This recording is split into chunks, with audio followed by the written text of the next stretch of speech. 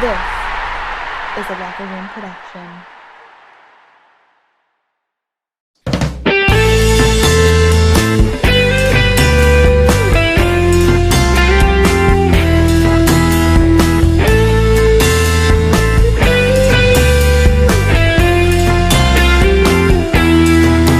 ¿Qué pasó, mi gente? It's MarkTEP25. So, just to kind of start off, I guess I'm just going to rant, to be honest. So I was at work and I saw the score for the Mavericks versus the Clippers game. And, yeah, very disappointing. Very disappointing overall. And it's un desmadre, güey. This freaking team is such a mess. Like, I don't know how else to explain it. And what's funny is, throughout this season, I've been right about a lot of things about this team. A lot of things. The one things I have been wrong about has been Luka. I thought Luka was going to be an issue with his, because he would complain a lot and, missing free throws. But that didn't stop him. He was not the problem at all for this team. The problem was everyone else. The front office, the freaking coach, and I know what people are going to say. Oh, well, Rick is such a good coach. Rick is such a good coach. And at this point, I don't care. They're going to give him another year to prove himself anyway. So there's really no point in discussing it. But I'm just going to say he's on the hot seat. If next year they do not pull something together, with him as the coach, he's done. Let's call a spade a spade. He's been here for 11 years. And I know people are going to fucking tell me, oh, well, you're underselling what he does for the team. He developed, and by the way, bullshit. He does not develop players. He does not develop any freaking rookies unless they're already polished, like Luka. That's the only time he's going to, give rookies any playing time. Or when they have a good enough lead. Otherwise, they don't get shit. So, I don't know. And Rick's rotations in general, he tried a little bit better this time. So I'm not going to harp on him too much. But still, it's not enough. And of course, they're going to give him one more chance to prove his mettle. But as far as the front office goes, they seriously need to get rid of Donnie Nelson.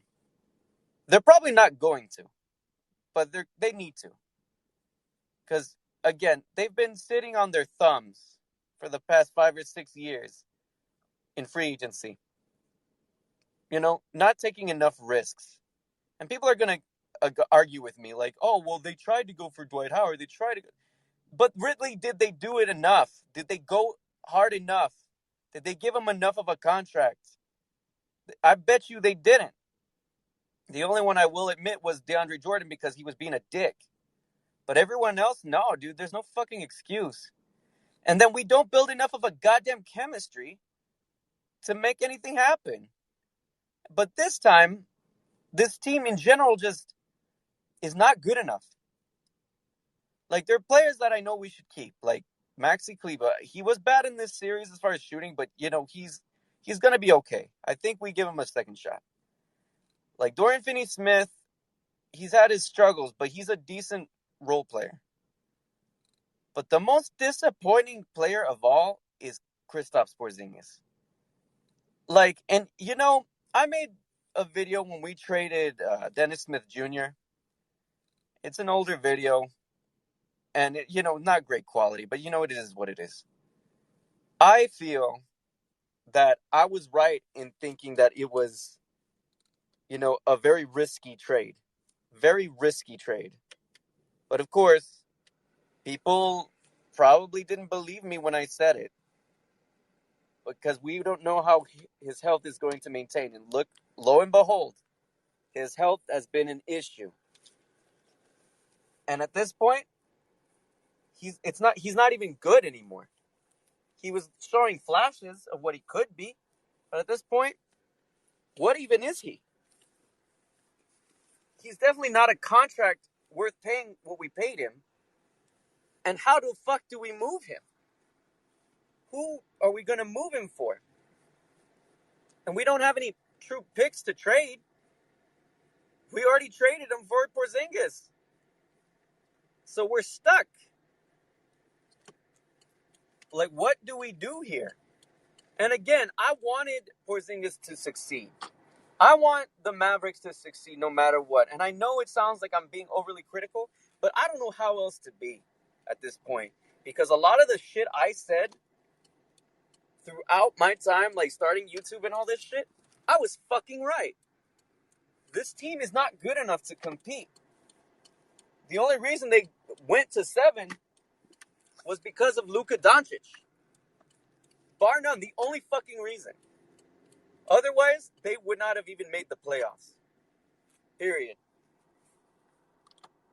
And even with Luka, they were in danger of not making the playoffs. And yeah, it was a very weird season. A lot of people were out due to COVID.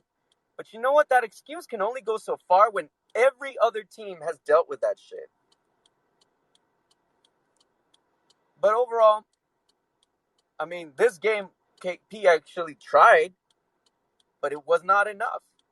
It was not good enough. Donnie Nelson is on the hot seat. He needs to do something. He needs to get better. Because trading for Josh Richardson was a bullshit move. I tried to be positive about it, but no. I knew deep in my heart of hearts, down deep, so much doubt in my mind that this was going to be a big mistake. And I was fucking right. It was a big mistake. But of course, I tried to be positive. But I can't anymore because I know I'm fucking right about this team and about this organization.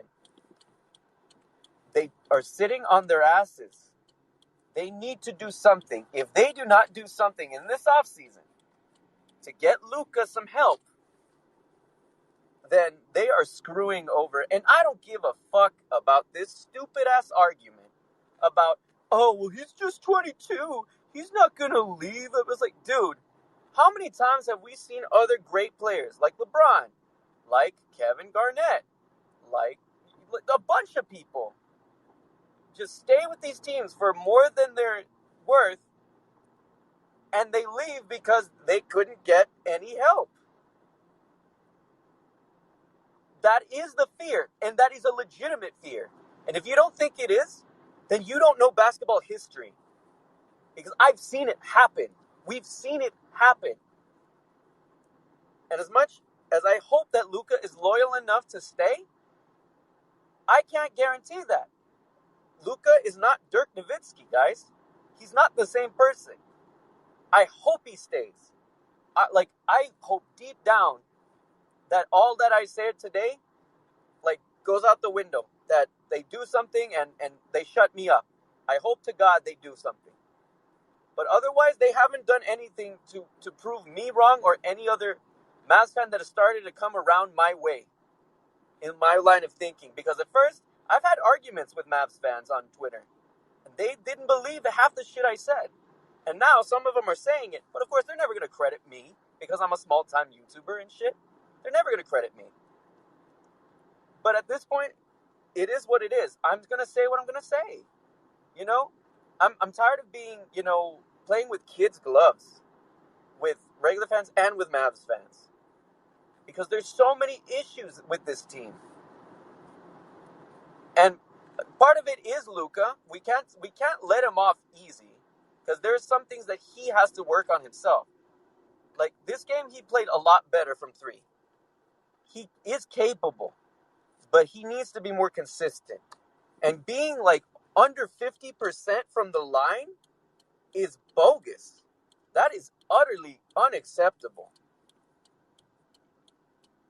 But, of course, again, Luka is the only reason they're even in this position. But as far as other players, Jalen Brunson, he's another keeper. He's a decent piece. When he's on, he's on. Tim Hardaway Jr., he is one that I truly love Tim Hardaway Jr., because of his dad. I'm a UTEP fan, UTEP two-step, and I wanted him to be in Dallas for a long time.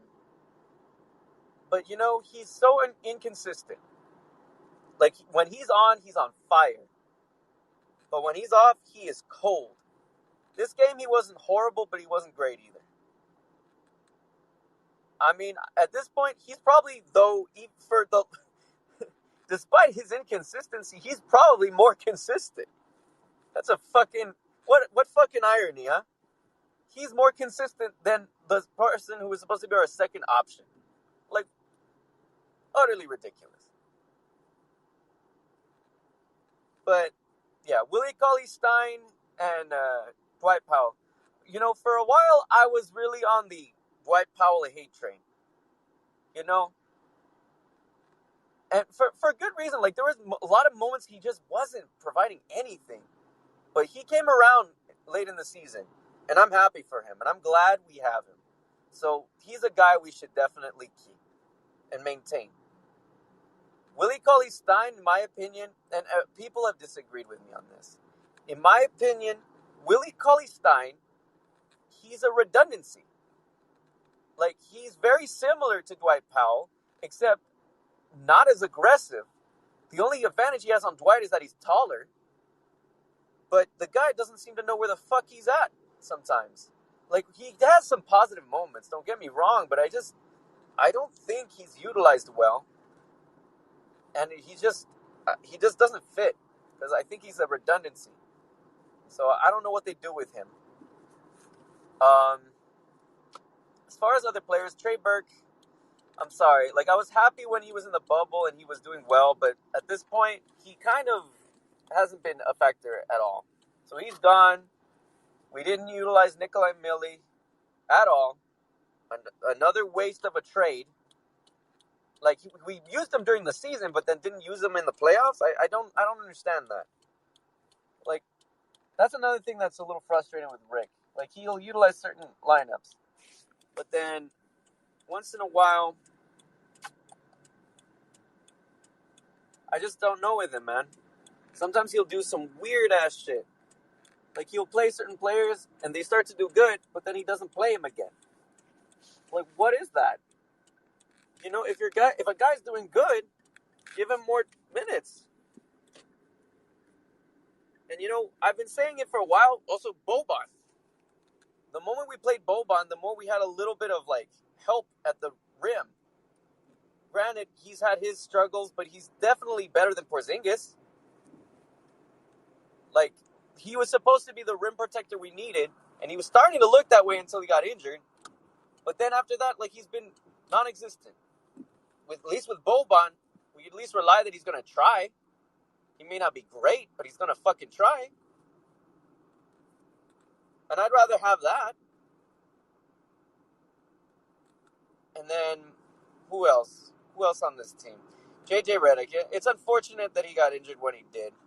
Because he was starting to look like he would be a decent piece to help us, like, from the three-point range. But, who knows? At this point, who knows if they sign him back or if he's going to just walk in free agency or whatever and go to Brooklyn like he wanted, And I think that's probably more likely. And, whatever. If that happens, kudos to him. Like, he's there for his family. But it would be nice if he'd stay in Dallas, because I think he'd be a very good piece and asset to have on this team. But whatever. Just in general, there's a lot of issues with this team. They're not, like, half of these players, they're decent pieces, but they're definitely players that should be coming off the bench in general. Half of these players should be just coming off the bench. Luka needs a legitimate all-star teammate. One who can help share the responsibility on the offense as far as passing the ball, scoring, because nobody else can do that. Like, Brunson is okay, but I cannot expect him to be the primary ball handler all the time. Like, he can score well, but he cannot distribute as well.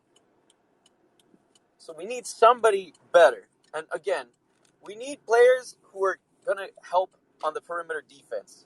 Because that is something the Mavericks have struggled with for a while, even before. even before this year, like even before that, they've had those issues. It's nothing new. But of course, the Mavericks can never seem to address those issues.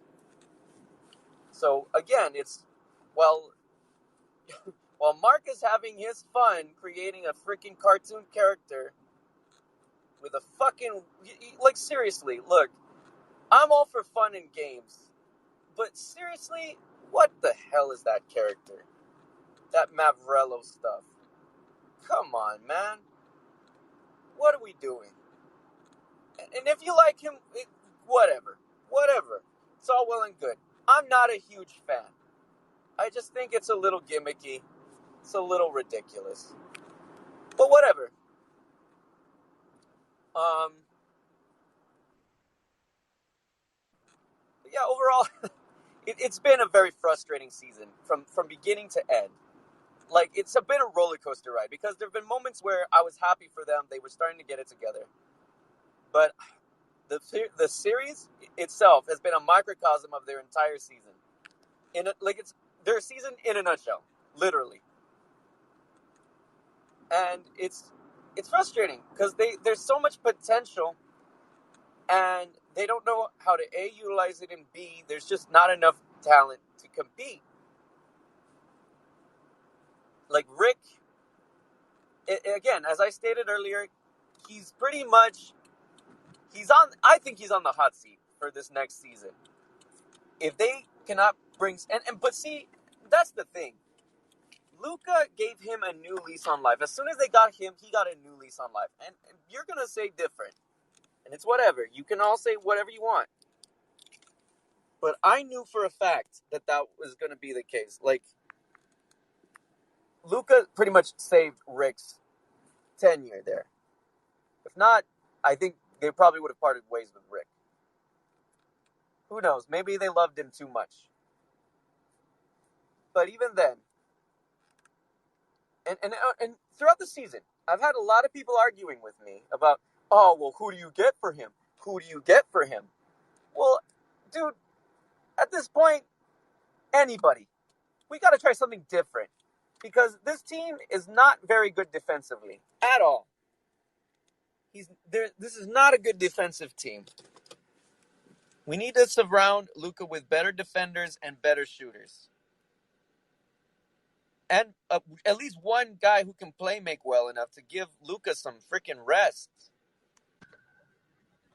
Because overall, Luka's just he's carrying the whole load, and he cannot do that. You cannot do that to a player of that caliber. You're gonna wear him out. But at this point, I don't know what they do with Kristaps. I don't know what the fuck they do. So right now, we have one person in the room right now. Nate, how you doing, Nate?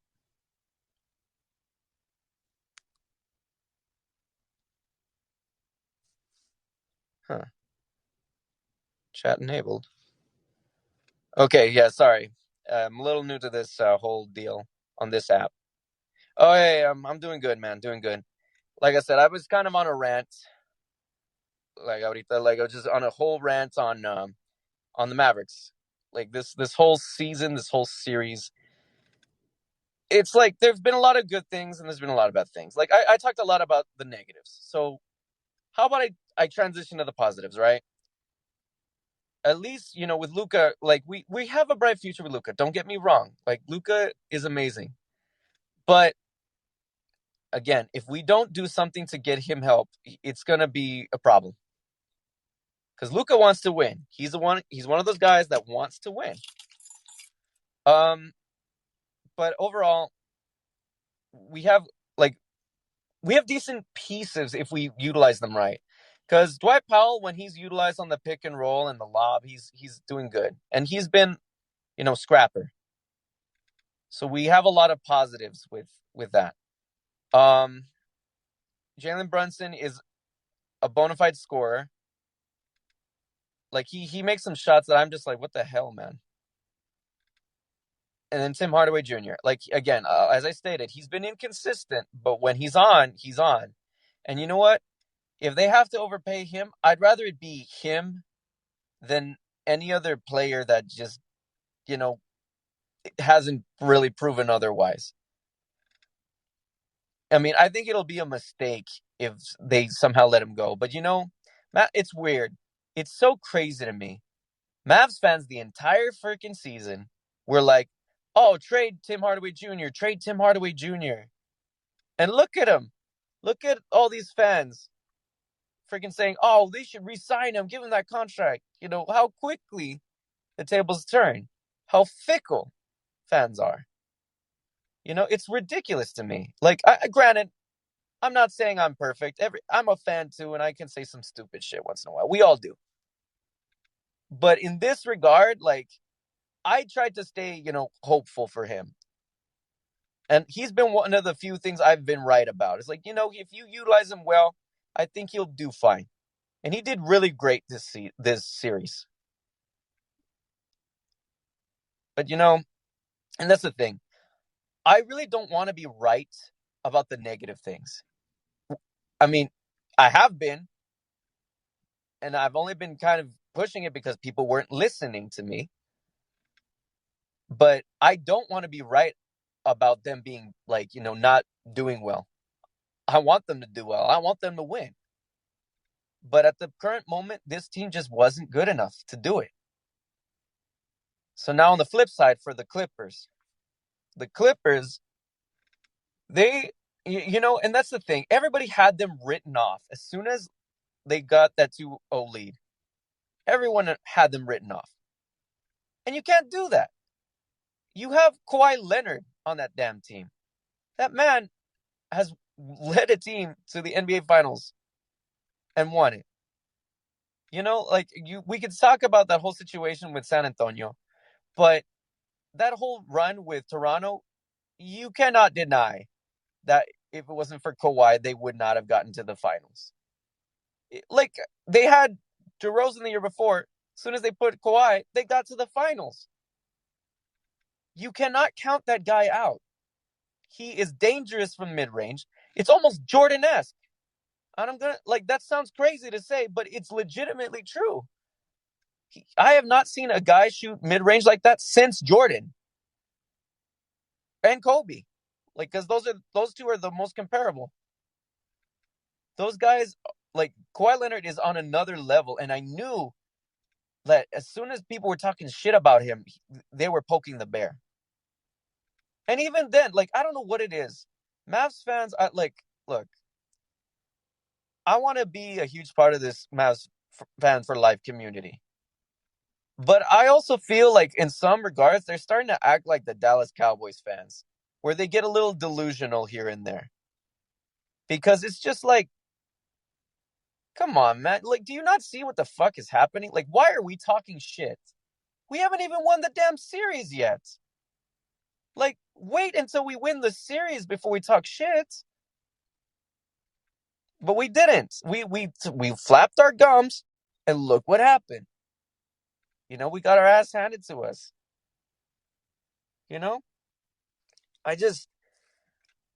I understand. It's part of the sport. We all want to, talk our shit. But I don't know. I've watched sports too long to know that as soon as you do that, the karma hits right back in la jeta, right in the fucking face. And that's the thing. Y'all need to just let it go as it goes. And afterwards, then we can celebrate and cheer and all that shit. But that's the thing. We haven't won anything yet. And again, down the line, I have a feeling the Mavericks are going to find their way. I'm a little nervous, though, because the West becomes stronger every year. Teams like the Grizzlies, I'm a little nervous about that team. Especially since they took the player we were supposed to draft. That's another thing, the draft. We should have drafted Desmond Bane. Why did we not do that? He would have been so helpful. He was nailing shots. I do not understand why we did not take that guy. Hindsight's 2020, I suppose, pero ni modo. And granted, again, I keep talking negatives, but the positives. Overall, the Mavericks did fight back to get that 5th seed. So you can at least credit them for getting aggressive when they needed to. So I'm happy for that. But at the end of the day, they still are a first round out. And where do they go from here? You can only hope they go up. But at this point in time, I do not trust the front office. And we could say what we want about Rick Carlisle, but at this point, if he does not do anything of merit that puts the Mavericks in a position to at least get to the second round or the conference finals, like I mean, more so the second round. If he cannot do that with the roster he has, like if they get decent pieces, then you have to really consider moving on. You cannot sit here and say, oh, well, he's a mastermind and all this. Dude, he's been there for 12. He's about to be 12 years now. 12 years. If it was any other coach, they would have been out on their ass 5 years ago. And I'm not kidding. Like, there are guys that didn't even get a freaking chance to coach. Look what happened to freaking Mike Brown with the Lakers. That motherfucker didn't even get a chance. He only got, like, what? A stretch of, like, maybe 7 games or something like that? Something ridiculously short? And they already fired him. Like, that's ridiculous to me.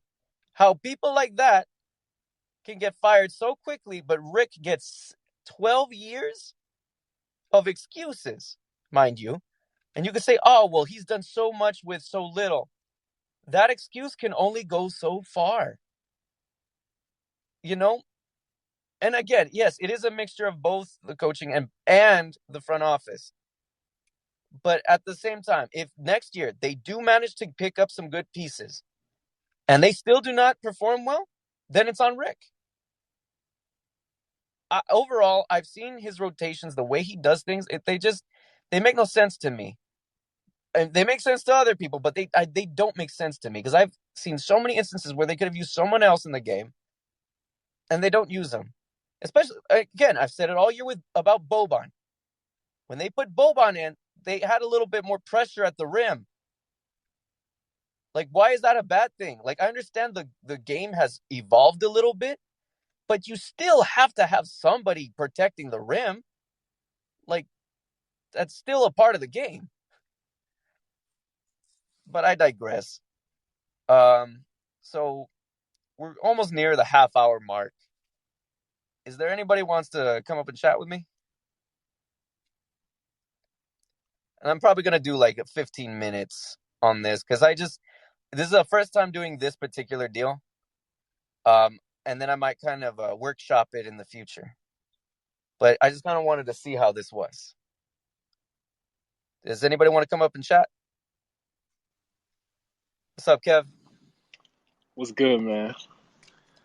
So let's hear your perspective, Kevin, because I've already ranted, and maybe I just need somebody to bring me down and cool me down a bit. I mean, like, at the end of the day, like, it really just came down to the fact that the Clippers, like you were just saying, like, you got to give credit to y'all team because I won't say y'all outperformed or like overachieved because I do think with a talent like Luka, like, you can go places, obviously. But you guys fought, but you guys just didn't have enough overall roster help the way that Kawhi Leonard and the Clippers have. So it's just like, I think, like, I know you could say this for any team, but you guys are literally just like a star away. Like, that's all you guys need. Like, you guys have every single role player a team could ask for, but you need that other star for Luka because, like I was saying earlier, like, you can't just depend on one guy to do every single thing for you. Like, James Harden and Houston, the reason they didn't win a championship was because they relied on one dude for their entire offense. So Exactamente. One guy, and you can't do it. Yeah, so you just got to take that pressure off of Luka because even then, like, people were harping on, like, how Luka was having, like, low scoring, like, second half or, like, third quarters or fourth quarters. And it's like, yeah, he's going to get tired. He's going to get gassed out when y'all relying on him to do everything. So if they can just get another guy that can create, then it changes everything. So I'm just under the impression, like, it was a good season for you guys. Like, you guys were up 2-0. I thought you guys were honestly going to win it, to be honest. But it's literally that y'all just need another, not even a star necessarily, but just a guy that's a bucket getter. You know what I'm saying? Just a guy that can go and get his own bucket, like that you can rely upon to get him 20 a game. Because Hardaway's just he's a shooter. I wouldn't label him like a bucket getter. I just think he's a shooter, and he's a sniper at that. But you just need somebody that can take that pressure off of Luka, because we see like when Luka gets like double teamed or when he picks up his dribble, he automatically just like out of the play. Like he rarely goes back to get the ball, and most of the time it's because he's tired. He's not trying to. It's hard. Like people don't understand. Like basketball is a tiring sport. Like you're gonna get tired running up and down the floor all the time. So it's like I said, your roster's fine. I mean, I've been seeing a lot of people talking about firing Rick Carlisle. I guess you were kind of alluding to that a little bit too, or not saying that you should, but I like Carlisle. I think Carlisle is the right. I mean, he's been the right dude since forever. He's still one of the best coaches in the league. But sometimes some of his rotations were suspect. I do think he made the right adjustments. But all in all, it really just came down to the Clippers were just overall better as a team, and you know what I'm saying. So Yeah, and that's the thing. I knew they were better. I knew they were better. And people kept making it seem as if, like the Clippers are nothing. It's like, you guys, they have Kawhi Leonard. I understand Paul exactly. George has struggled, but even then, Paul George didn't struggle that badly this series. Oh yeah, he had a good series. Yeah, so that's just overall, people need to that's why I take things a game at a time. Because again, I try not to get too overly ramped up, but at the same time, I am a little bit more realistic than most Mavs fans. Yeah. Like I knew that this was not going to end the way they wanted. Like deep in my heart of hearts, like I'm never wrong about my doubts. Yeah. But it Yeah, is what man. it is. I mean, I'm happy that we at least got this far, because I mean, I had the Clips in 6. So I'm glad I was wrong, at least to the point where they proved even further that they were better than what I thought. But at Yeah. the same time, like a first round out's a first round out. Yeah. So So where do you think you guys should go from here? Because I'm under the impression like if you guys could get like potentially you can trade for CJ McCollum, who I think is going to become available within the next couple months. He would help you guys out. I think DeMar DeRozan would help you guys out, even though I don't know how much money he's going to be asking for. Like I think it's a whole, not a whole bunch, but it's definitely a few good options out there for you guys to just get that bucket getter, because that's all it really is. I know you guys got to re-sign Hardaway, and I know that Porzingis contract is going to kill you guys for a little bit, but yeah, that's gonna be a salary dump of some sort. Like I almost feel like the only way they get rid of Josh Richardson is if they sign and trade him, because okay, he has doesn't he have an option? He has he has a player option. So that's probably gonna have to be one of the things they use. Like if they can find a way to shop Porzingis, Richardson, and maybe, because they don't have really any picks to give, because they utilize that stuff within the Porzingis trade itself. man, So they're kind of stuck in that regard due to the Stepien rule. Because I yeah, saw this recently with Rusty Buckets. That's what he was saying, hmm and he's right. It's just like it's weird. We kind of shot ourselves in the foot, but I don't know. We'll kind of, that's the thing. I'm just gonna play it by ear, because again, the more I think about it, the more I'm gonna get frustrated, because I just feel like I can predict something's gonna go wrong. Because for the past 5 to 6 years, and probably even longer, we've really struck out in free agency. We don't do enough to really, really go after those people. And then we miss out on other opportunities after the fact. yeah, So I just think we need to really buckle down and not fuck around this offseason. Because if not, then Don Nelson, like I said, Don Nelson is on the hot that's seat. where I was about to ask you, because I feel like with Portland, Terry Stotts just got fired a couple of days ago, and I feel like with Terry Stotts, his time kind of ran its course, but at the same time, like Neil O'Shea, who's the general manager, he needs to be held to some type of blame too, because he hasn't put a competent enough roster around Damian Lillard. And so I'm looking at Donnie Nelson, and I'm just thinking like, because Dallas isn't, to me, like I lived in Dallas before. It's not like a bad market. Like I'm surprised y'all don't get more free agents than what y'all should. You know what I'm saying? Like, and I was gonna ask you, so like, do you think it might be time to move on from him? Do you think he's not doing a good enough job? Like, how you feel about him? Yeah, I think we need a shakeup of some sort. And I think it does start from the top. hmm I mean, Donnie Nelson has had his moments where he's done well. And of course, yeah, we're always going to have the 2011 run. But that was 12 years ago. Yeah. Like, we got to move on from that. Otherwise, we become like the Dallas Cowboys, who sit on their fucking 95 championships. Like Yeah, their championships in 95. Like, just move on. yeah, Actually, focus on what's going on now.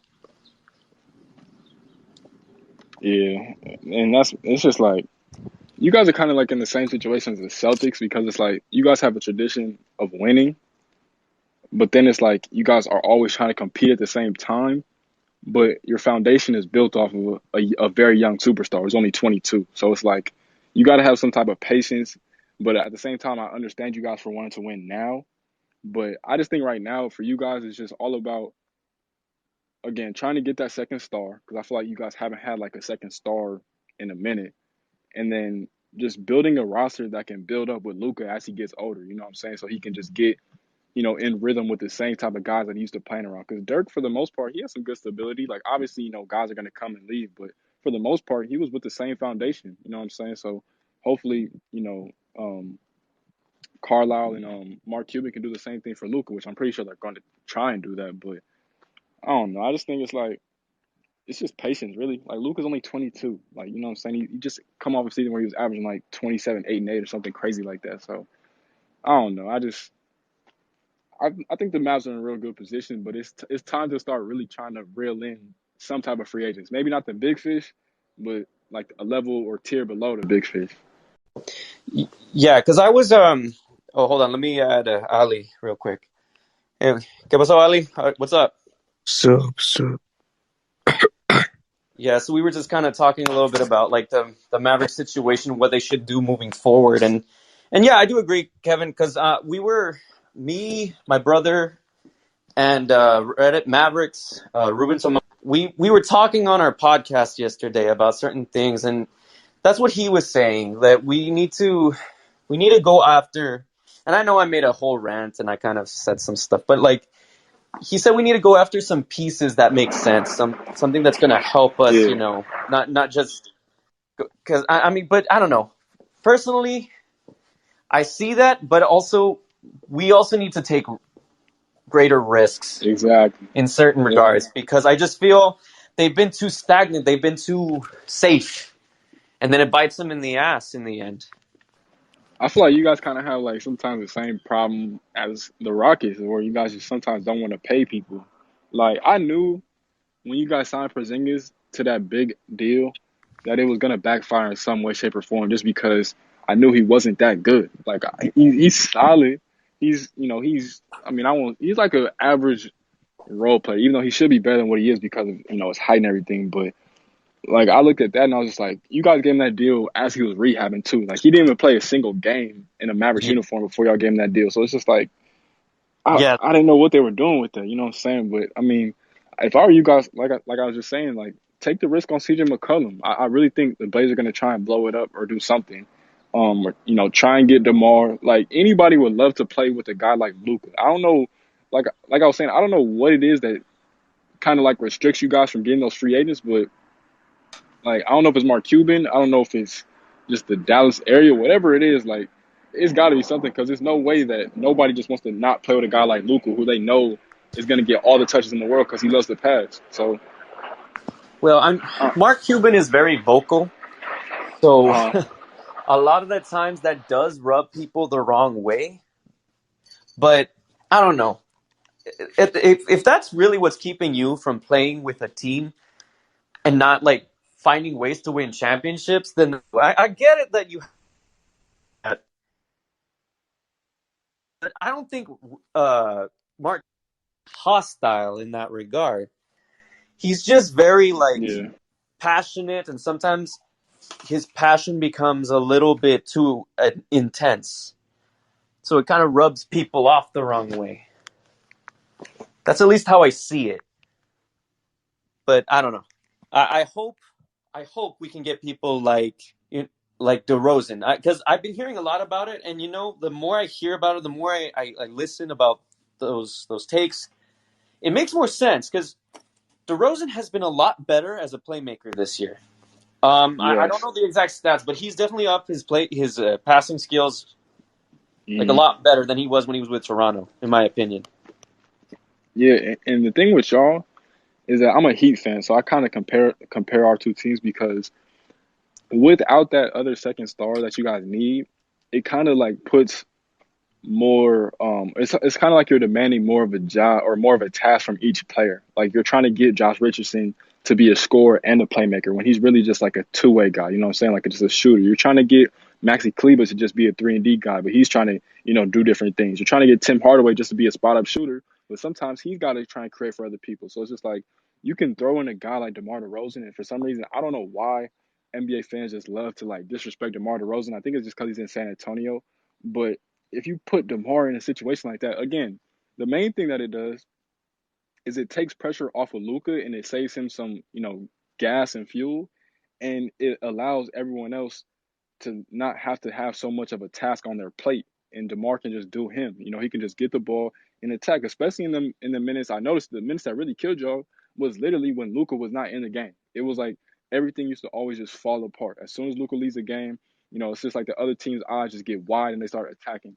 And so, like I said, that second score or just overall playmaker and creator will be so big for you guys because you guys have the perfect foundation. You have a superstar and you have almost every role player imaginable. Now, Willie Cauley-Stein played good for the most part. I don't know, Dwight Powell played good for the most part. Like most of the guys played good. It's just that they're currently being asked to do too much. And you bring in a guy like DeMar or CJ, and it just makes everything easy for everybody else, including Rick Carlisle. I don't know. It's really just they just got to get that guy. Like you just have to take the pressure off of Luka. He's young, but you don't want to burn him out. You know what I'm saying? Especially early in his career. Yeah, exactly, man. That's what I was saying earlier. But see, I think another issue with the DeRozan deal, Mm, Popovich is still there. yeah, So with Popovich, he does not like to trade to people that are competing against him. Like that's true. why Kawhi Leonard got sent to Toronto. He did not want to Yeah. trade with anybody within the conference Mm. or even I, within his division. And that's the thing I think happens um, with Pop. He gets ultra competitive and he doesn't want to trade with the Mavericks or the Suns or any of those people. So yeah, I believe he's an unrestricted free agent this season, this off season. I see. So he's yeah, all right, yeah, I got it right here. Yeah, he's an unrestricted in 2021. So I mean, he's gonna be able to go wherever he wants to. I think it's a chance that he's probably gonna end up considering the Lakers first and foremost because of course that's where he's from. Yeah, But if I was him, like I take a look at Dallas. Like I have to. Like how would you not want to play with a dude like Luka who's carrying a team that's competing against guys like Paul George and Kawhi Leonard. Like he's taking those two guys to Game 7 practically by himself, just off of his greatness alone. So I don't know. Like when you got a guy like that, like I said, people are gonna want to play with Luka. Like it's no way guys are just gonna turn down that type of opportunity. And maybe it's not DeMar. I'm if I'm any team, not any team, but most of the teams in the league need to be closely looking at that Portland Trailblazers situation because anything can go on. You know, Jason Kidd just pulled his name out of the candidacy, so CJ McCollum yeah, would be perfect. I think CJ McCollum's probably better than DeMar, but I'm just saying realistically, your best option is probably DeMar as of right now, but that could change as the all season progresses. Because I think this all season is going to be kind of crazy. Like the year when Paul George went to the Clippers, no one expected him to leave OKC and get traded. I think it's going to be something like that where a star player kind of just says, "Okay, I'm done being here. I want to leave, so trade me." So I don't know. Yeah. So yeah, As far as CJ though, like yes, he would definitely help us on our shooting and scoring. But do you see him as that much of a playmaker? Like, I mean, because yeah, he has ability, but I don't see him do it as much. yeah, and see that's the thing too is that I think his current situation kind of hinders him because as much as I love Dame, like I'm one of the biggest Damian Lillard fans. Dame's not really a playmaker like that. He's just a major bucket getter, a supreme bucket getter. Now, the way that the game is played is kind of simple because everybody's spaced out, and so it's always going to be, once you get past your first man, it's always going to be somebody open, because the defense is going to come over. But if CJ, like with CJ, it's just like again, Dame kind of hinders him a little bit, but you put him in a situation where he's the secondary ball handler like he is now. But again, I'm saying that the Mavericks role players are much better than the Blazers role players. And so and their personnel is just bad up there. That's why I was saying that they need to fire their general manager because he hasn't done a good job giving them a proper roster around those guys. Yeah. But when you can get a guy like Luka who would make it easier for CJ too, because think about it, like Luka's gonna put CJ in situations where he can just catch the ball, rise and fire, right? And then there's other times where you can just say, "Here, Luka, give him the ball and go create something, go get a bucket." You know what I'm saying? So I just think it works like perfectly, like literally, like obviously, like the dream, player would be like a Devin Booker or Bradley Beal. You know what I'm saying? But CJ will work perfectly, in my opinion, because he can score. And then he can be that playmaker, and especially when Luka's off the floor, you can save those minutes by keeping CJ in the game, and the Mavericks will still have a competent enough offense and defense for the most part. He's not a great defensive player, but I do think different styles of play and different techniques between Carlisle and Terry Stotts would definitely help him out. So again, it's really just a quick fix. It's just all about trying to go all in on a certain player that Mark Cuban and Donnie Nelson want, or even Rick Carlisle. Like they just got to get together and say, okay, we need to do whatever we can do to get this dude here to get next to Luka. Because again, dudes want to play with Luka. It's no way you're not watching the dude and say, I don't want to play with that. That's the best type of player you want to play with. Just like dudes want to play with LeBron. You want to play with a dude who can go and get you 40, but he'll also have 10 to 12 assists. Like, who wouldn't want to play with a guy like that? And he's only 22. Come on now. Like, Yeah. it's a dream situation. Yeah, the thing is, like, and granted, it's definitely not on the same level because Dirk was an amazing player. And at this Mm-hmm. point, he's definitely not on the same level that we're seeing Luka play at. It's Yeah. astronomically different.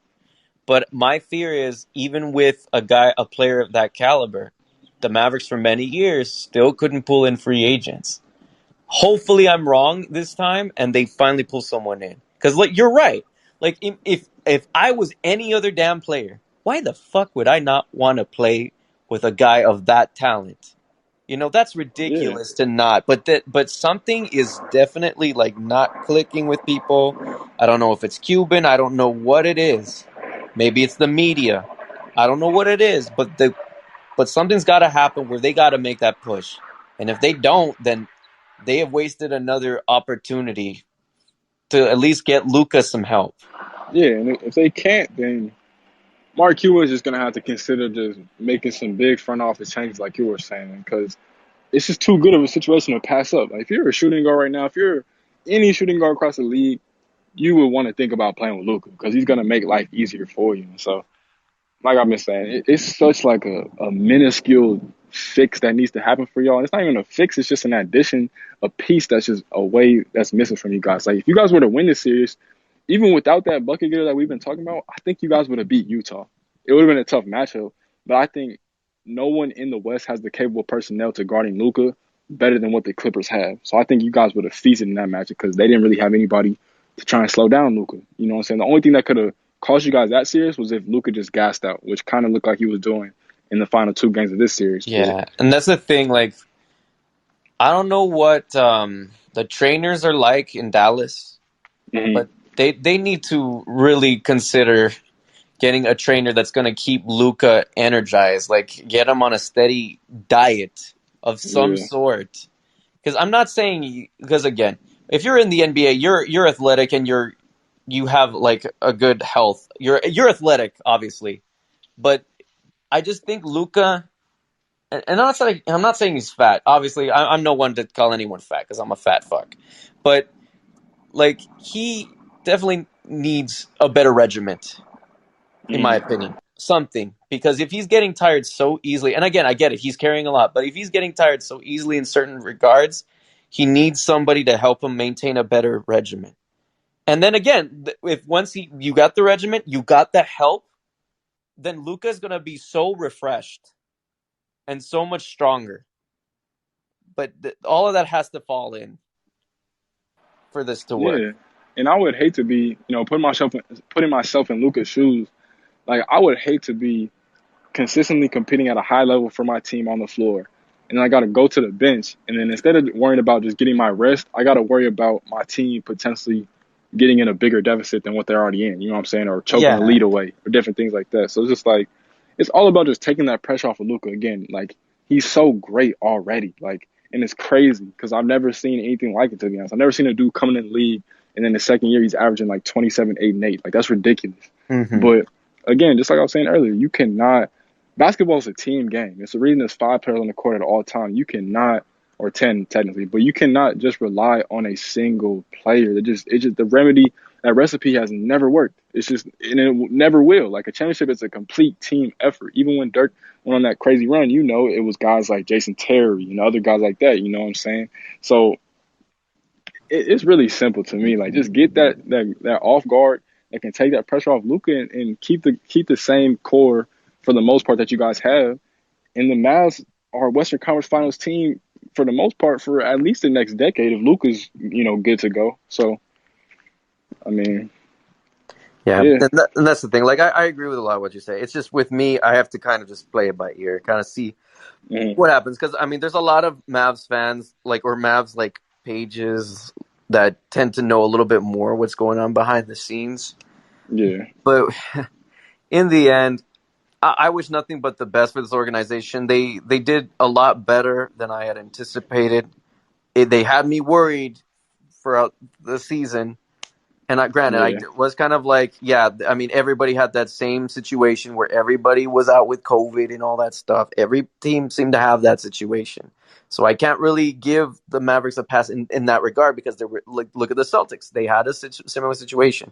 The Sixers, they had pretty much all of their bench playing a few games. So it was. I'm just saying. I understand, and I'm glad that the Mavericks came back all the way around to at least get the 5th seed. But it's just one step in the future that they have to take. And again, Luka, I mean, again, there's some things with Luka that he also has to improve on.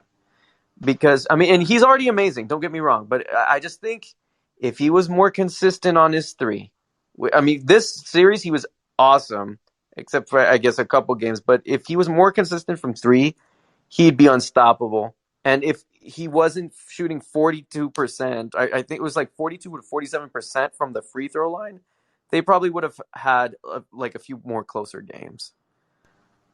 But again, he's tired. He had that strain, so I can't really be too hard on him. But it's just something he could personally improve on. yeah. And I was about to ask you, like, when did his free throw troubles come about? Because I don't remember that ever being a problem with him. I'm not a big Mavericks fan. I don't watch you guys play all the time, but I never really noticed if that's been a thing. Well, I mean, when he entered the league, it didn't seem like it was a big deal. But then again, he wasn't getting as many of the calls when he first entered. I mean, he was just kind of finessing people, as far as his style of play. Getting those floaters, he wasn't getting many calls because he was just getting around people. The second year, though, they started to put more pressure on him, and then this is when we started to notice his free throw troubles. Mm-hmm. And it kind of weirded me out. It was like, whoa, I thought he was a lot better than this from free throw range. And he just, Exactly. yeah, it. And I kept saying, man, this is kind of cause for alarm for a guy of his stature. But again, I say that, but then again, I need to learn to scale back and just let things happen. Because he tries hard. We see it. We've seen him in post-game stuff and even pre-game stuff always working. So I have no doubt in my mind that he's going to improve and he wants it. There's no doubt in my mind. It's just in the moment it becomes a little nerve-wracking, but he'll be fine on that. It's just I have no doubt he'll improve that in the offseason. Oh yeah, no, I think that's probably gonna be one of the main things. You know what I'm saying? He'll probably try and get stronger and different things like that. But I definitely think he's gonna put a lot of emphasis on that free throw shooting because I mean he doesn't really have any real holes in his game, real flaws in his game for the most part. He's a natural bred hooper. So Mm-hmm. I And he's mean, and that's in another such thing. an amazing way. Oh yeah, The passes definitely. he makes, I'm like, holy crap! I didn't even see where that guy coming, and he just Yeah, zoomed it right across. he's 2 steps ahead of every defense and pretty much his teammates too. So yeah, and that's another thing too. Luka's gonna improve. That's the scary part. For teams across the league, it's not like he's just about to stop. No, he's been working for a very long time, and he's gonna continue to get better. He's only 22. I can't emphasize that enough. He's the same age as me, so it's when he's in his prime 26, I can't even imagine the things that he's gonna be doing. Like he might be averaging like 25 and like double digit assists easily. So it's just like, the possibilities are endless, man. You guys just gotta get that other star. It's Hmm. too much talent in the league right now. You see, it's technically two big threes in the East between Milwaukee and Brooklyn, and if you don't have at least two stars, you're not gonna win a championship. That's been how it is for the most part, except for like Dirk. You know what I'm saying? Like it's some anomalies here and there, but every championship team is usually for the most part had more than one star, and that's what it takes. The league is just too talented nowadays. You need that. Yeah, exactly. But that's really all I had to kind of talk about as far as like the Mavericks and all of that. Um, as far as the rest of the series, I mean, the rest of the postseason, I'm just gonna take it little by little. Like I was really surprised that the Lakers lost. I mean, granted, injuries are a bitch. Yep. Everybody's been getting hit with the injury bug. Look at James Harden. Hopefully that doesn't sway the series too much. But the fact that they won by 10 without Harden is it's kind of scary in itself. Yep. But man, the East, and see, this is the thing. Everyone kept talking about the East being so weak. But this year, like in the past couple years, the East has been pretty damn good these past couple years. Like, Yeah. look at It's Trey Young. Like, everybody thought he was going to get knocked out. And granted, I was one of those people that kind of felt that, like, the first time would have been a little bit much for him to handle because, it's new. But mm, he's handled it like a damn 9-year pro. And I'm not saying that I had any doubts about Trey Young, but, like, again, you never know with things. Because, again, I didn't follow Atlanta as much, but I knew he was a good player. But I didn't know he was going to take this much of a leap in such a short amount of time. It's yeah, and that astronomically crazy. yeah, and that's what I'm trying to tell people. Like the league has never been this talented. Like the league has never had a phase where it's like pretty much every franchise except for like Orlando and Detroit, everybody else has a star player, if not two. So it's Mm. like the league has never been like that. Like it's usually like a few star players here and there, and then it's just role players and stuff like that. But now it's star players everywhere, and Yeah, parody. we're yeah, exactly. And with your point with the East, like the East is definitely gone. But I don't think people talk about that enough. The fact that like even Miami and Boston this year, as a fan, like I know that we were better than what our record indicated, but I know we kind of stayed the same from last year as well. But you see teams like the Bucks got better from trading for Drew Holiday. You see Brooklyn gives back a healthy Kevin Durant and a Kyrie Irving, and then they add James Harden in the middle of the season. So it's only going to get better. And you look at Indiana right now; they don't even know who their coach of the future is going to be. But technically, they still have three All-Star caliber guys on their roster between Malcolm Brogdon, Karis LeVert, and Sabonis. And that's like nobody even talks about that. You know what I'm saying? Like that's a very low key under the radar team, but they have three all-star caliber players. Like even a guy going back to your Mavs real quick, like Malcolm Brogdon would be a good fit with Luka too, by the That's way. what I But thought too. Like I think, well, before they traded Oladipo, I thought he would have been a good one too because he was a decent like defender. But mm, but here's the thing: what happened with Depot? Did he even play for y'all? he played like 4 games, 5 games, and then he played against the Lakers and he had that dunk on Andre Drummond, and like right after that, he made a play and just came down, and it looked like nothing happened to him, but it was just like kind of like what happened to Tim Hardaway today. Like it looked like nothing happened to him, but he just came up like kind of limping, and then he went to the locker room and just never came back, and that was it for him. And then he got Damn. surgery Okay, so apparently. here's the thing, because I didn't watch the full game, but I know like for a fact that there was just a lot of struggling. I didn't realize Hardaway got hurt.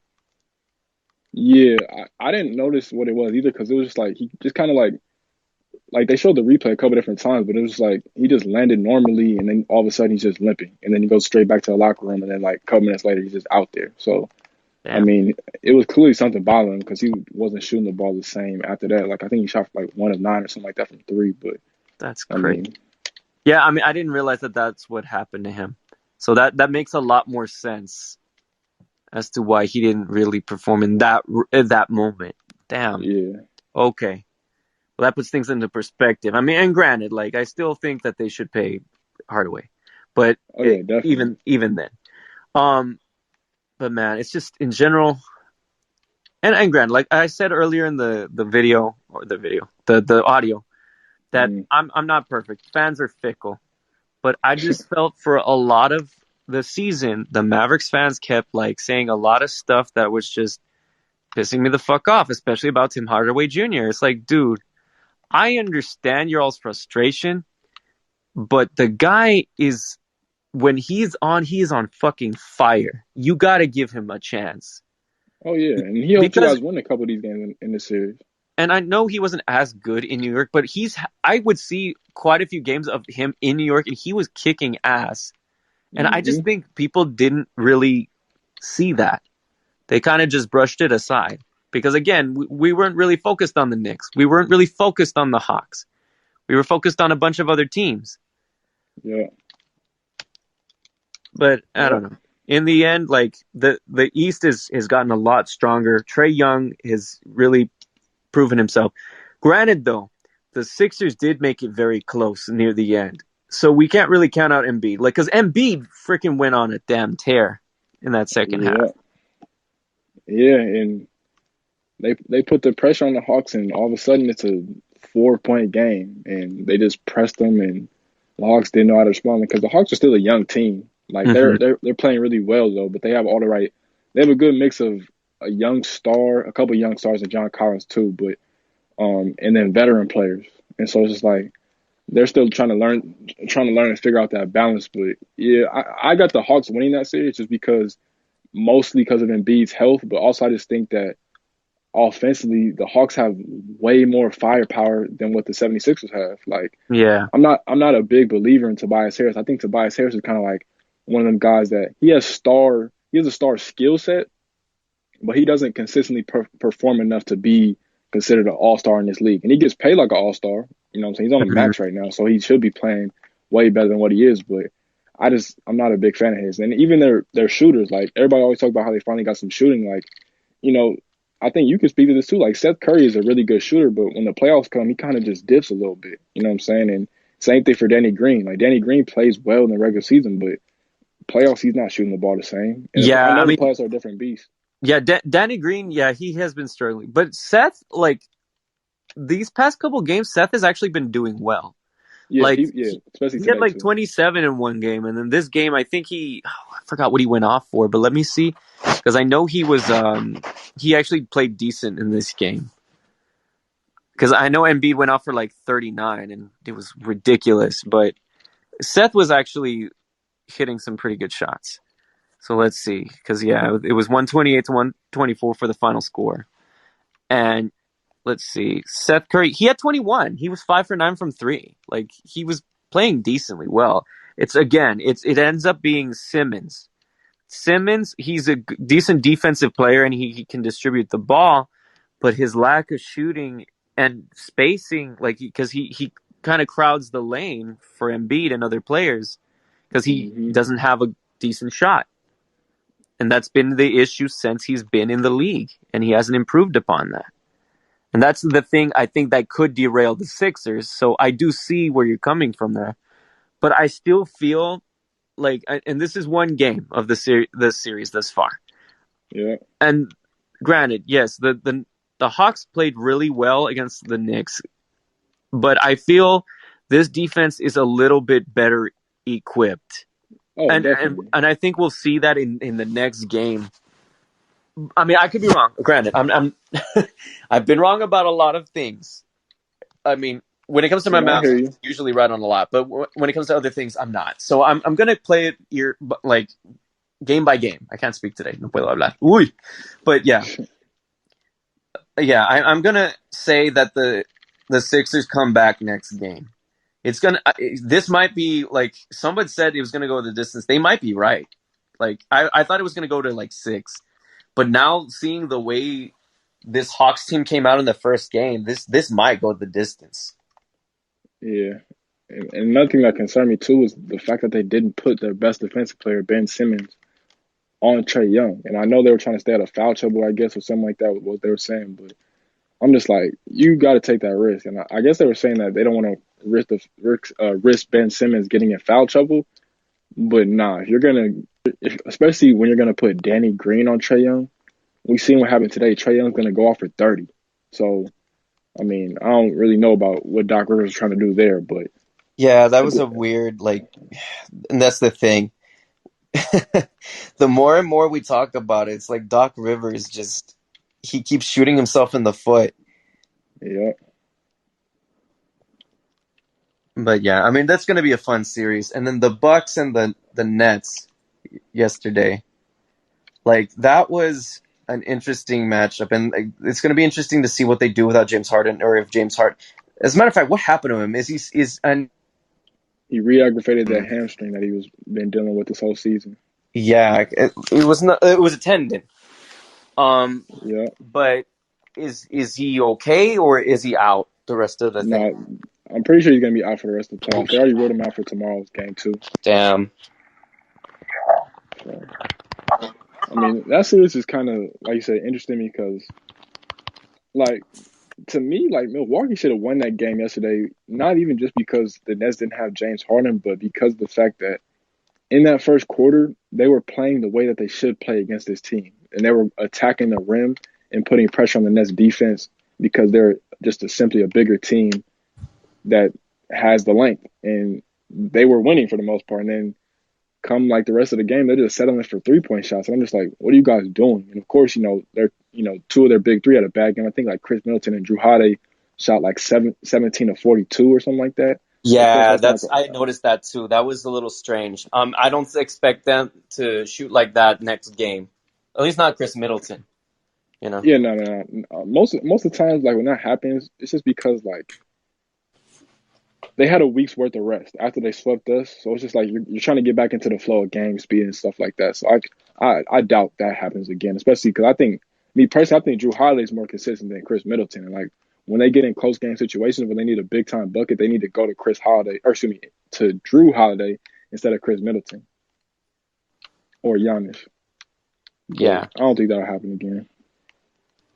Yeah, I mean, this is one series again that I had in my predictions going all the way, because again, Giannis is going to really, dig deep and try hard because he wants to prove that he can lead a team to the finals.